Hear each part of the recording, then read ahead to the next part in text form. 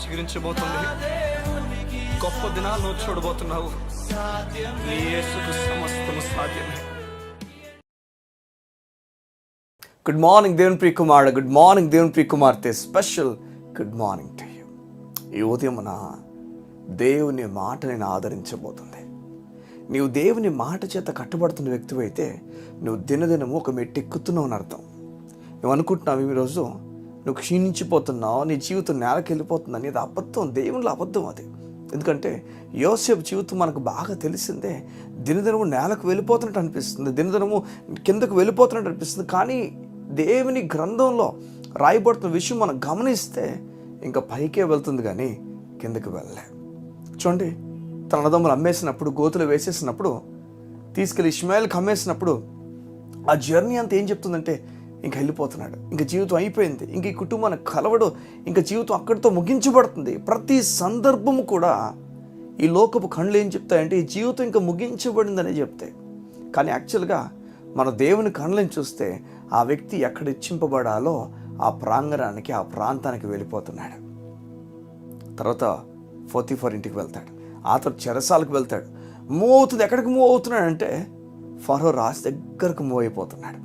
నేను చెప్తున్నాను, నేను ఈరోజు నువ్వు కిందకు రాట్లే, నువ్వు పైకి వెళ్తున్నావు. అందుకే పౌలు మాట చెప్తాడు, బాహ్య పురుషుడు బాహ్యంగా నేను క్షీణించిపోతున్నప్పటికీ అంతరంగంలో నేను మాత్రం దినదినము నూతన పరచబడుతున్నాను, దినదినము నేను బలపరచబడుతున్నాను. దేవుని దాసులు మాట్లాడే తీరు వేరే, దేవుని ప్రజలు మాట్లాడే తీరు వేరే, దేవుని యందు నమ్మకుంచే వ్యక్తులు మాట్లాడే తీరు వేరే. వారు ప్రతిదినం చెప్పే ఒక మాట, నా జీవితం గొప్పగా ఉండబోతుంది, నా దేవుడు గొప్పగా ఇచ్చించబోతున్నాడు. నీకు అనిపిస్తుందేమో నా జీవితం కిందకి వెళ్ళిపోతుందని, కానీ నా దేవుడు మాత్రం చూస్తున్నప్పుడు నా జీవితాన్ని పైకే తీసుకెళ్తున్నాడు. నీవు కాన్ఫిడెన్స్ కలిగిన వ్యక్తిగా మాట్లాడాలి యేసయ్య గురించి. నీలో ఆ కాన్ఫిడెన్స్ మాటలు దేవుని కొరకైనా మాట్లాడడం ప్రారంభించాలి. ప్రతికూల పరిస్థితులు ఎన్నున్నా, నీకు అర్థం కాని సందర్భాలు ఎన్నున్నా, నీవు మాత్రం కాన్ఫిడెన్స్తో మాట్లాడు. కాన్ఫిడెన్స్ మాటలు నువ్వు మాట్లాడు. చూడండి, మోషే 12 మందిని వేగు చూడమని పంపిస్తే కానాన్ దేశానికి 10 మంది కాన్ఫిడెన్స్ లేని మాటలు మాట్లాడారు, నిరాశపరిచే మాటలు మాట్లాడు. తుదకు ఏమైందంటే నిరాశపరచడం వలన సమాజం అంతా కూడా వారి గుమ్మాల దగ్గర కూర్చొని ఏడడం ప్రారంభించారు. ఏ మాటలు నీకు వినిపిస్తున్నా నాకు తెలియదు, ఈ 10 మందితో చేరిన వారు మాట్లాడిన మాటలు నీకు వినిపిస్తున్నాయేమో. ఈ ఉదయాన్న ఆ 2తో చేరుతున్న వారి మాటలు నీకు వినిపిస్తున్నాడు దేవుడు. ఈ ఉదయాన్న అటువంటి ధైర్యపు మాటలు దేవుడు నీకు పలుకుతున్నాడు.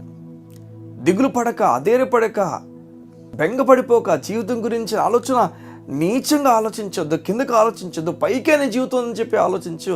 దేవుని కుమారుడా, దేవుని కార్యాలు గొప్పగా నువ్వు చూడబోతున్నావు. ఈ ప్రత్యేకమైన ఈ ఉదయాన్న యోసేపు గ్రాఫ్ కిందకు వెళ్ళిపోతున్నట్టు అనిపిస్తుంది, కానీ చూస్తే పైకి మెట్లు ఎక్కుతున్నాడు. ఎక్కడికి ఎక్కుతున్నాడు అంటే ఇంకా టాప్ మోస్ట్ పొజిషన్లో రాజు ఉన్నాడు. వాణ్ణి దాటి ఇంకేమీ లేదు.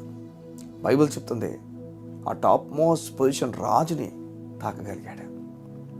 ఈరోజు నీ దేవుడికి చెప్తున్నాడు, నిరాశతో కృంగిపోతున్నా నా కుమార్తె, కుమారుడా, నిన్ను నా చేతులతో పట్టుకొని పైకి లేపుతాను. నువ్వు దేవుని చేతుల్లో ఉన్నావమ్మా, దేవుని చేతులు ఉన్నావయ్యా. నిరాశపడి అడుగులు వేయక ధైర్యపడుగులు వేయి. నువ్వు వెళ్తున్న ఒక చోట కావును, నువ్వు వెళ్ళాల్సిన పని ఉంది, అవును ఖచ్చితంగా వెళ్ళాలి అక్కడికి, తప్పదు. ఇంకా దేవుని మీద ఆధారపడి వెళ్ళు, కృంగిపోక ధైర్యంగా దేవుని మీద ఆధారపడి వెళ్ళు. చెప్పయ్యా, నీ బట్టి నేను వెళ్తున్నాను, నా బట్టి కాదు. నేను చెప్తున్నాను, అక్కడ అందరు నీకు అనుకూలంగా మారుస్తాను. నీకు ఎవరికైనా గొడవ అయిందో వారు గొడవ చేస్తారు, నువ్వు గొడవ చేస్తావు నాకు తెలియదు, ఇప్పుడు నువ్వు పశ్చాత్తపడుతున్నావు, అయ్యో ఇది అనవసరంగా అయిపోయిందని. దేవుని చెప్పు, నువ్వు తిరిగి మళ్ళీ వెళ్తున్నాను, మా ఇద్దరం కలుసుకుని ముందుకు వెళ్ళినట్టుగా సహాయం చేయి. నువ్వు దేవునికి ప్రతిదీ ప్రార్థన చేయొచ్చు. కుమారుడా, కుమార్తె, నీ కొరకు తన కుమారుని వదులుకున్నాడు.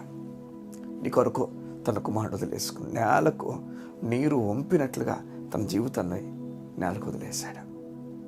ఇంతకన్నా దేవుని ప్రేమ దేవుడు ఎలా చూపిస్తాడు చెప్ప? ప్రాణం పోయినా నువ్వే కావాలని కోరాడు. ఈ ఉదయం ఇట్టి దేవుడు నేను నీతిమంతుడిని పిలుస్తున్నాడు. నువ్వు నీతిమంతురాలివి, నీతిమంతుడివి.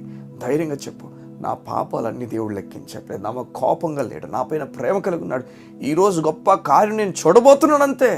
ఇట్టి ధైర్యంతో నీవు మాట్లాడి ముందుకు అడుగులు వేయదుగాక. నీ గ్రాఫ్ పెరుగుతుంది, తగ్గలేదు. Thank you lord. ఎంత గొప్ప మాట ఇదే. నీరసించిపోతున్న నువ్వు, కుమిలిపోతున్న నువ్వు, గ్రాఫ్ కిందకి వెళ్ళిపోతుంది అనిపిస్తున్నా నీ జీవితంలో దేవుడు చెప్తున్నాడు, నీ గ్రాఫ్ పైకి వెళ్తుంది. కళ్ళు మూసుకుంటావా? ఏది నీ గురించి ప్రార్థన చేస్తాను. మా ప్రియ పరలోకపు తండ్రి, నీకు వందనాలు.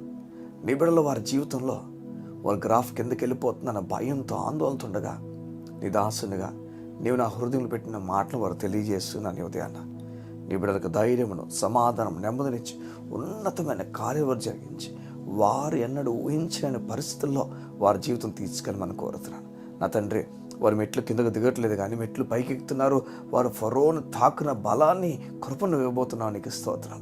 నీ బిడ్డల మధ్యలో ఎవరెవరి మధ్యలో గొడవ అయిందో, ఏమైందో, ఎలాంటి కలహం, ఎలాంటి గొడవలు, ఎలాంటి విచిత్రమైన పనులు వారి జీవితంలో జరిగాయో తెలియదు. ఇప్పుడు పశ్చాత్తపడి తిరిగి అయా ఇది నీ కొరకే అని చెప్పి ముందుకు అడుగులు వేస్తుండగా నీ బిడ్డలకు నెమ్మదినివ్వండి.